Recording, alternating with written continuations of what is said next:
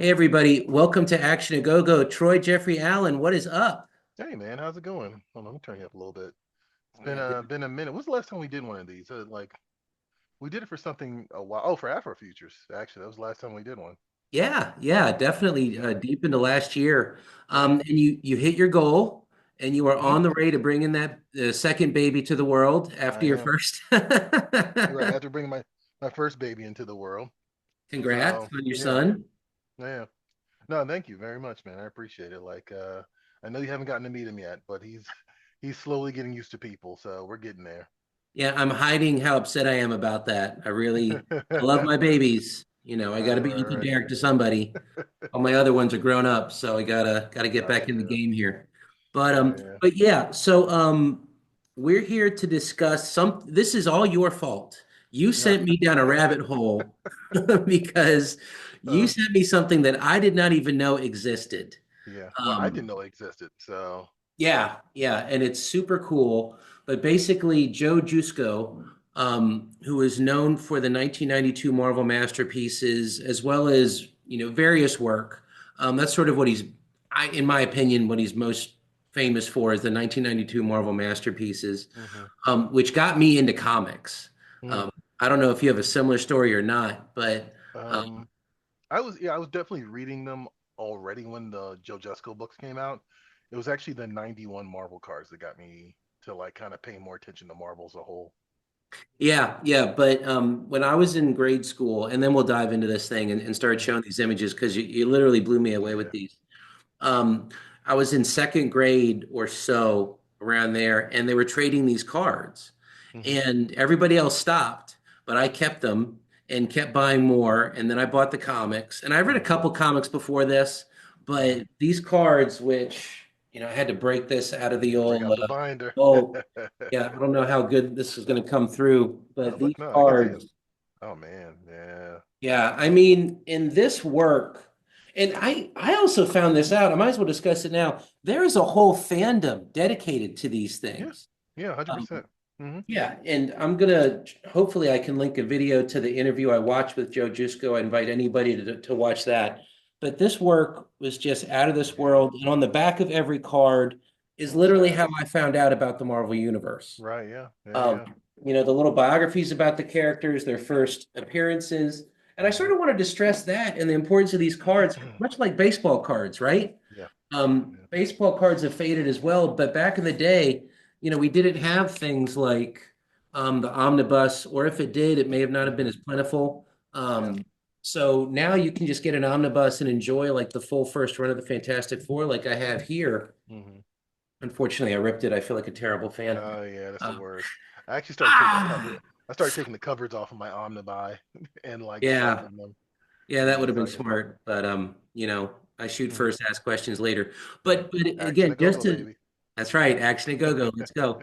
But just to talk about what my attachment to this hmm was, because this is literally how I got into comics. This man hmm was my gateway drug hmm to a lifetime of enjoyment and empty bank accounts with comic book stuff.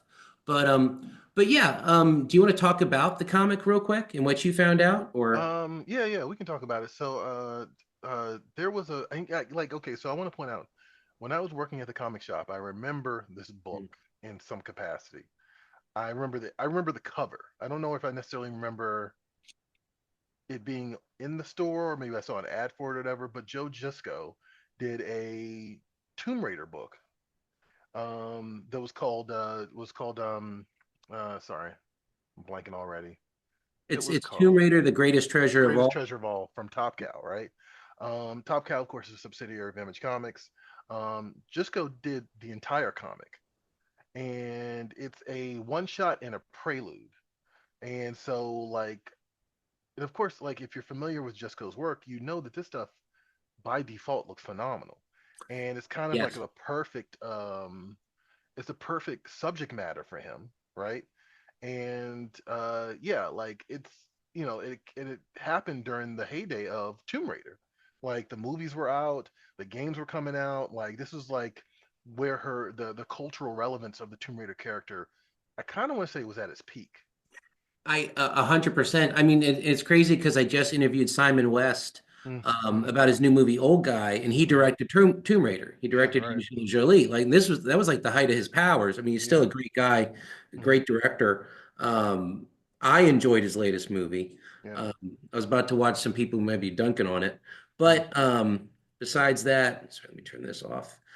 Yeah, and to give people some background, the reason this is important to us is because Jusko mostly did covers, yeah. or Jusko, excuse me, mostly did covers. He did these cards.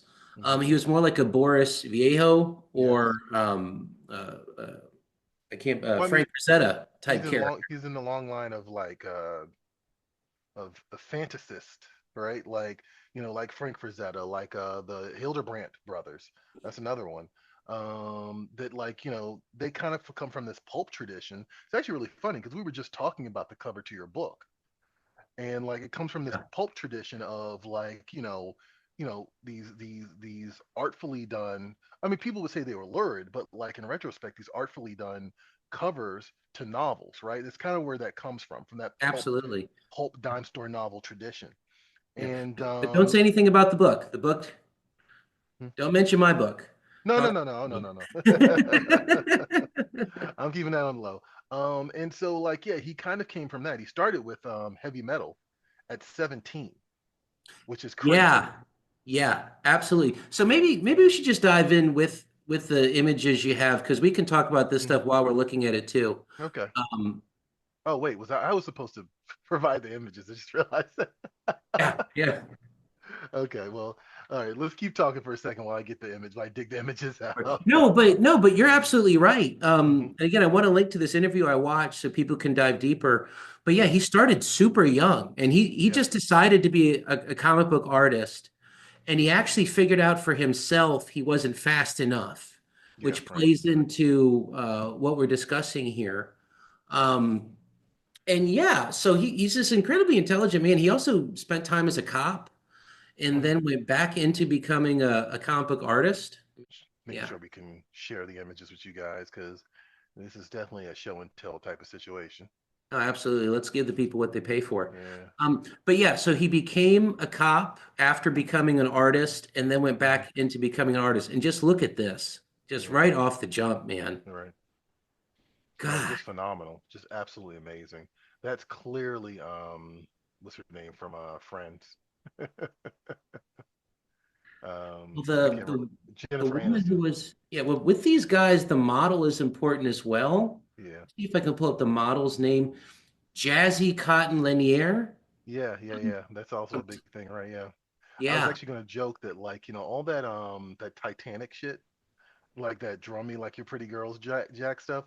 yeah. Like that was like a thing. Like these guys would have muses and like these muses basically would sign up to be models for these guys. I actually watched a really great documentary about the guy who made The Rocketeer Mm. and the woman that he kind of like fell in love with and they're falling out, Oh and she wow. was the basis for like a lot of his pinups in the book, you Oh know, wow. and his obsession with Betty Page, you know what I mean? So it's like there's like again all this pulp stuff kind of comes to the forefront and it's the connective tissue for all these things. Yeah, no, it's interesting. It's very like Julie Strain. Julie Like you Strain. can go down a deep rabbit hole with Julie Yeah. Strain, and she was with, I think she was in a Kevin relationship with Kevin Eastman. Kevin Eastman. Yep. Yeah, yeah, fascinating stuff, man. But that Hmm. was so we're on page two, trying to Yeah, pull this that is up. 2 and 3. Let's see this word. This one, man. Shh. Are you seeing this? Yeah, I'm seeing it, Yeah. baby. This is I mean, crazy. buddy, this is like this is mind blowing. I It cannot is. believe this didn't exist. As Right. someone who was so inspired by his work as a Hmm. child, right? I can't believe this slipped under the radar. And apparently, I shared the article with you. I'll try and share that as well. Hmm. Um, hold on real quick. I want to give him a shout out because he did a great job. Ben Hermon, Joe Hmm. Jusko draws Tomb Raider. He had a WordPress article about it. Hmm. Apparently, it was bittersweet for Jusko as well, Hmm. um, Yeah. Yeah. because Yeah. he put years of work into this, and then Hmm. it came and went. I'm not Yeah. sure what the story is behind that. Maybe people just didn't care, but oh my God, look at that lion, dude. Right. Yeah. Well, I was actually going to say, like, this is one of the things I wanted to talk about. Because, we're here to kind of acknowledge that this thing is kind of a gem, that kind of like fell to the wayside in the early 2000s. The book actually came out in 2005. Um, and one of the things that I was curious about is like, well, what was the market like at that point? You know what I mean? And the more I thought about it, I was like, you know what? I actually had a conversation with somebody today. Like, comics tend to oversaturate the bookshelf.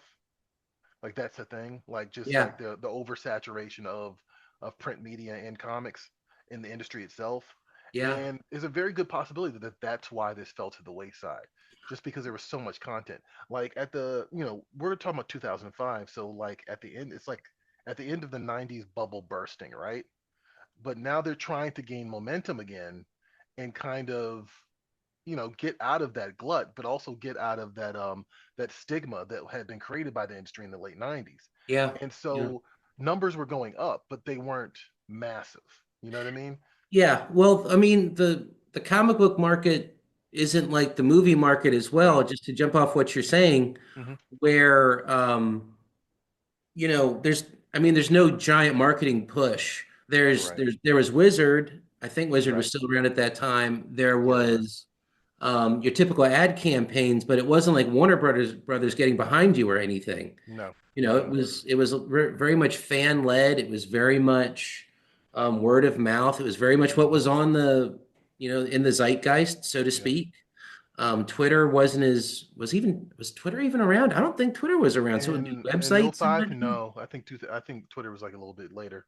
Yeah, So yeah, 2008 maybe, something like we're that. like we're kind of firmly still in kind of maybe the MySpace early Facebook days. Yeah, yeah. Oh Yeah. my God, yeah. So yeah. Wow, but But I look at that mean, lion. look at that I old can't, lion. I can't get over. And also, he's painting Yes. here. That's He's not important. drawing. He's a No. painter. Right. And a part of his story was that he was very much self-taught as a Mm. painter.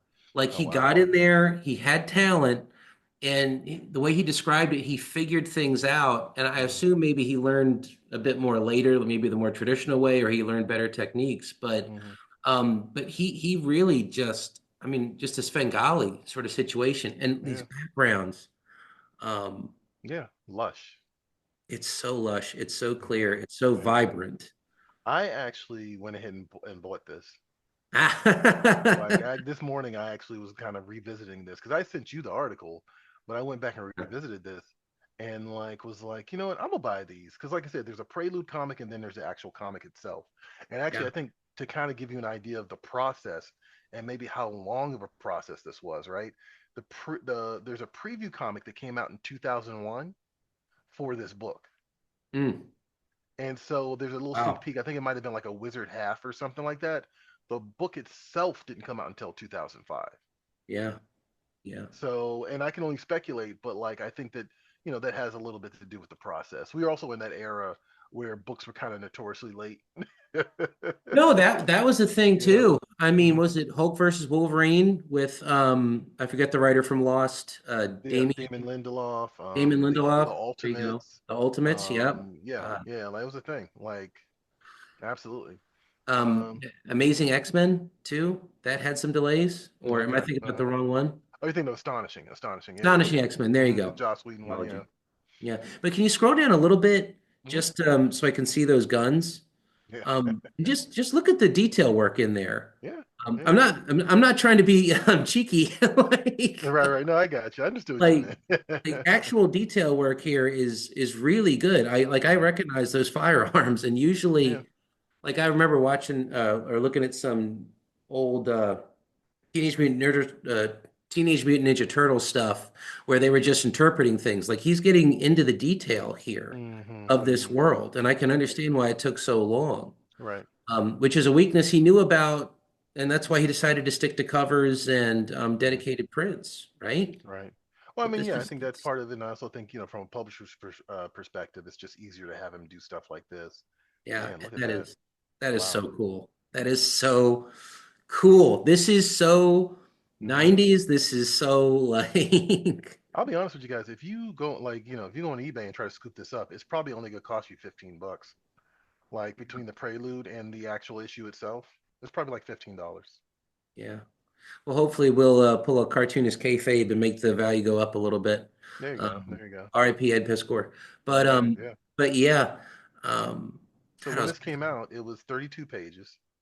It was 2.99, which 30 is pages kind of a long. steal for something like that back in Yeah, the day. yeah, I'm sure people were absolutely. complaining about cover prices, but I'm like, this is phenomenal stuff.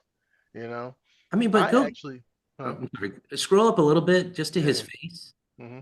And we're just looking at the art. Yeah. This was written by Dan Dan Johnson, Jurgens. Dan Dan Jurgens. Jurgens. Yeah. So this is a full story.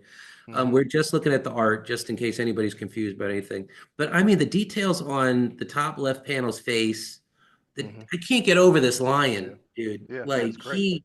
he just threw the kitchen sink at this thing. Hmm. No, Um, I also want to point out, like, the popularity of Tomb Raider, right? Like at this yeah. point in time, because Dan Jurgens, if you remember, was the guy who wrote The Death of Superman. Hmm. Like that is like, like he definitely has one of the highest selling comic books in history under his belt. You know what I mean? Yeah. And so he transitioned over to Tomb Raider. So just kind of understand that, like, that's how big this character was at this point in time. No, And absolutely. you know, and this particular run, the Top Cow Image Comics run of Tomb Raider, actually secured quite a bit of talent. Like Adam Hughes used to do the covers, and this is Adam Hughes like after he's been kind of been Adam Hughes for a while, right? Hmm. But also, Andy Park was actually, I think, one of the regular pencilers on this book at one point in time. Andy Park is the guy who does the concept art for the MCU now. Wow. Yeah. Hmm. So, yeah, all these guys, this book was kind of really either discovering big talent or, like, like acquiring big talent all at the same time. Yeah, well, now, I mean, now licensing is all over the place, and Yeah. I'd That's venture true. to Yeah. say maybe propped up a whole section of the industry. Hmm. But this is, and there was always licensing, but I Yeah. want to say this is when licensing got big Yeah. in this Hmm. era. It got a bit more special, and the fandoms embraced it a bit more. Right. I was just looking at my screen to see when Michael Turner started his run for Hmm. Tomb Raider because he did some Tomb Raider work too. Did he as well? Okay. I mean, that makes Yeah, sense. This was also his era yeah. I'm just trying to before he passed figure away. out. Yeah, yeah. This was before he passed away, and this is when he was rocking and rolling. Obviously, the amazing Michael Turner. Hmm. But yeah, go maybe just go to the next Yeah. Yeah. page. I'm sorry. Yeah. This Yeah. is just, I'm actually still staring at this bottom image.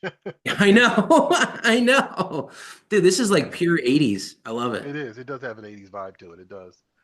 Yeah. And I mean, also, it is a little bit. I know you just had Simon West on, but it does make you kind of go like, what could have been for a Tomb Raider movie, right? Like Yeah, the yeah, photorealism of it all, you know? yeah. I mean, I haven't watched the Tomb Raider films in a long time. I did want to go back and sort of watch like Con Air Hmm. and some of his other works. But there is, I mean, that whole era was so like, I mean, studios always go in different directions Yeah, yeah, than of course, than yeah. source material. And I mean, it was based on a video game. When was the last time you saw a good video game movie? All You know right. what I mean? Well, Um, and in that point in time, we've had a few in recent years. yeah. I mean, I To the would go as point, far to say Tomb Raider is one of the better ones, to be yeah. fair, but still, Uh-huh. it's they did their 2000s thing. They did their late It was 90s, very 2000s thing. 2000s. I think, was it the first one had Corn on the soundtrack? Had a single by Corn. Sure, sure, I did. Sure, sure. Throw P. Diddy in there, L. Right. Cool Yeah, J, right. whatever. I'm raiding tombs. I'm tomb Right. raiding, baby. Whatever, man. Whatever. Right. Oh, Right. This is that era. like a shark's fin. Hmm. Right. Right. Oh, right. The LL Cool J. Yeah, for Deep the Blue shark. Sea. Yeah, there you go. Deep Blue Sea. I was Yeah. just Look at gonna say this, man. shark movie, but yeah, Look at this. Look at this scene transition too. This is actually pretty. The more I work with artists, like, I collaborate with artists on comics, the more I appreciate certain things. Like, this is legit a scene transition that they do, and typically you do that at the top of the page. You just start a new scene, but he yeah, kind of lingers into the last scene with that fiery boat and the glasses, right? yeah. And then they're on the plane off to the next part of their adventure. Yeah, yeah, it's very cinematic. I know we're, Yeah. we're literally talking about movies, but when I say cinematic, I do want to say like 80s or 70s. Like Hmm. Hmm. it's a different style going on here. Yeah. Oh It's a bit man. more Yeah. old school, and it's oh man, look at this. Look at her Hmm. eyes. I mean, Right. dude, it's like it's so It's good. no, it's What is excellent. It's excellent. it does feel a little campy, Yeah. in the way that I don't know, I don't want to denigrate it, but some of the more for some reason photorealistic stuff like this, even though he's Hmm. painting it, it I don't know, maybe sometimes there's too much detail, Hmm. but I mean the energy he brings to it, Yeah. Hmm. it's and that look on her face, Yeah. like it's amazing. Hmm. Oh man, look at this. And this shot, I love this shot with Yeah, that this is bird. that's The, fantastic. yeah. And look at him about to hit the propeller. Oh, and what phrase did I tell you before we hopped on? Height of I want to say height of Oh, action, but at the height of action or the height of height, height suspense, of tension. height of Height, tension. Yeah.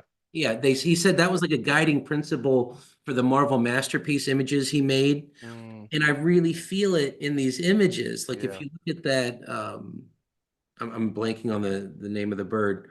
Um, Toucan.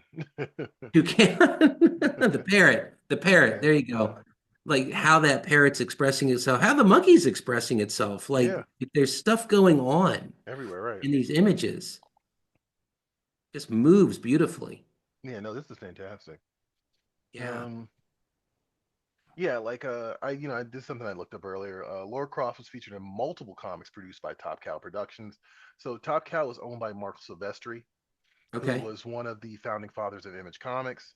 Mark, like a lot of the guys at Image, made their name on at Marvel doing X titles. So like he had a pretty lengthy run with Chris Claremont in the '80s, and then he transitioned into another run with John Byrne, I believe, right around the time of X Men #1. There's like that Uncanny X Men 281 that came out at the same time. Okay. And I think that's no, I'm sorry, that's Will Portacio, I think actually. But yeah, Sylvester had basically a very lengthy run with the X Men that kind of made his name. And then he, with a bunch of the other guys at Marvel, Rob Liefeld, who created Deadpool, Todd McFarlane, who created Spawn, they all transitioned to Image Comics. Um, Out of all the founding fathers of Image, McFarlane, Silvestri, and Larson, I believe, are the only ones left Well, who are still at that company. And I think Jim Valentino is, but Jim Valentino does more of a administrative, like I think he's like he has like more of an office position at the company now. Rob Liefeld famously had a falling out. Jim Lee famously went to DC and started running DC Comics. You know, um, but yeah, this was like the type of energy that was kind of coming from comics during this era. I went on a live stream with a guy called Perch not too long ago, and I was talking about how great the comics in the early 2000s were. In the 2000s, truly, like 2000, 2010 were. yeah. And he kind of kept bringing up sales figures while I was talking to him. And I was, and I kind of was sitting there, I was like, yeah, okay, that's cool. But these books were very well done. You know what I mean? Like, and I mean, but I mean, I bring that up to mention that, like, you know, comic book sales never really fully recovered from the 90s boom. Yeah. Like, you know what I mean? In terms of floppies, in terms of, 32-page comics that come out every month, that aspect of comics never really fully recovered after the 90s boom. There's been peaks and valleys, right? There's been major events like The Walking Dead that have like brought people back in droves, Civil War, et cetera, et cetera. Some of these things kind of hit at the same time, and then there's like there's an expansion of the industry, especially with the movies coming out around this time too. But yeah, those numbers back in the day of the '90s never were what they never got back to those times. Yeah, and You know. it's something we've seen like carried through to today Hmm. in terms of I think the industry is hurting overall for all sorts of reasons, whether it's post-COVID or other stuff. And the movies have sort of swallowed up so much of the mind share, Right. Yeah. right? And Hmm. it's crazy because I'm seeing great art. I'm seeing Hmm. great stuff. I'm not seeing this. I'll say that much. Like this is like a nugget of time. Yeah. This This is is like a diamond in the rough here in terms of painting an yeah. entire comic. Right. But yeah, but in that era too, there was great stuff that people don't talk about. You Hmm. know, there was great runs from all sorts of great writers and artist collaborations that people just forget about because of the numbers, right? But Yeah. that Right. doesn't mean there wasn't high quality stuff that was being done all over the Right. place. Right. Right.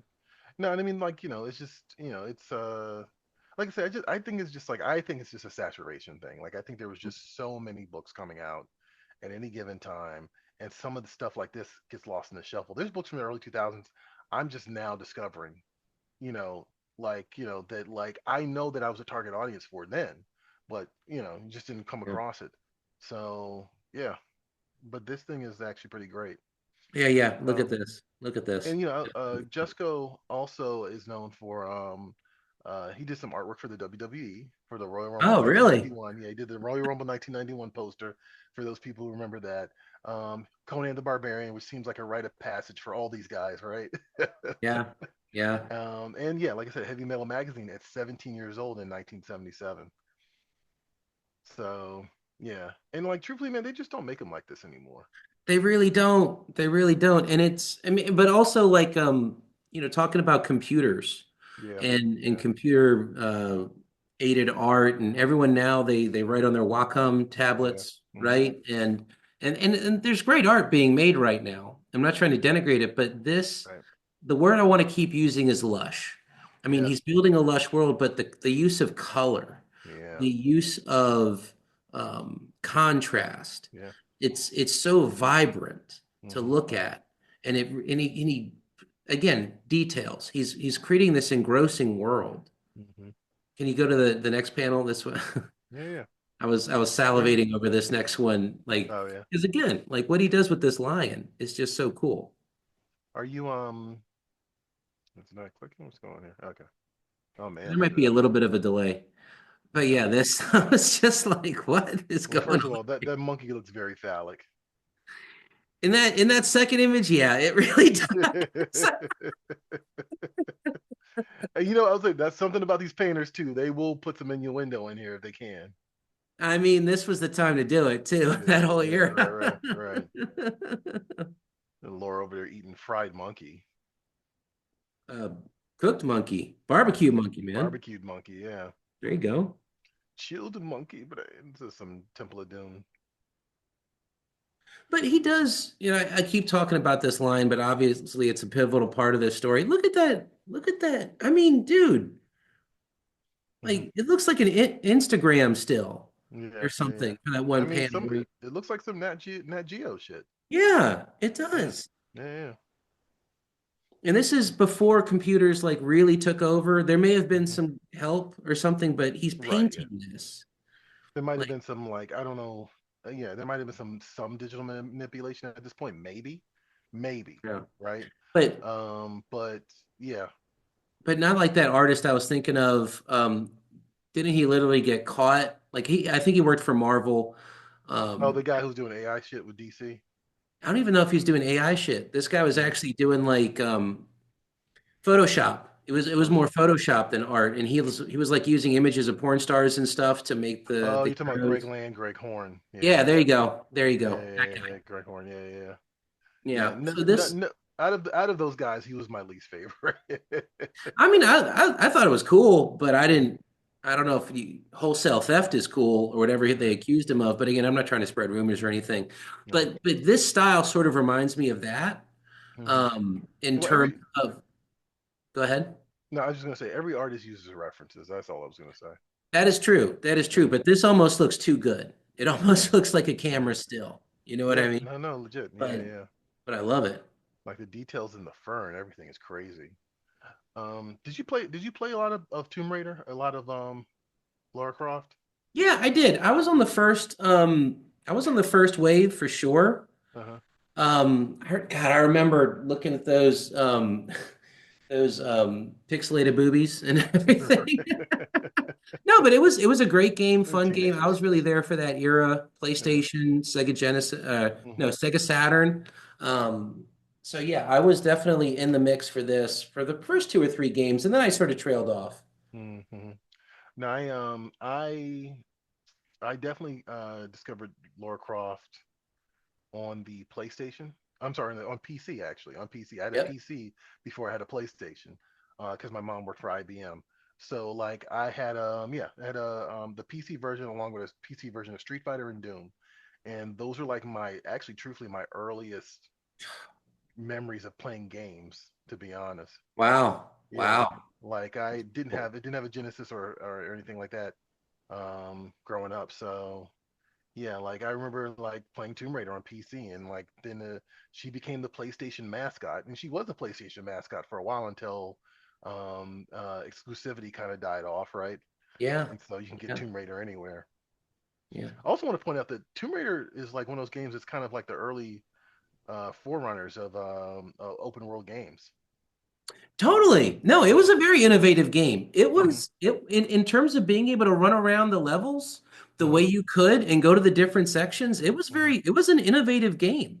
Yeah. Absolutely. Of course, I But man, look at that. opened. Look at that Yeah, complete and total shift. That's a shift in tone entirely, and it's just amazing. yeah, and he's using color tone. He's using Yeah.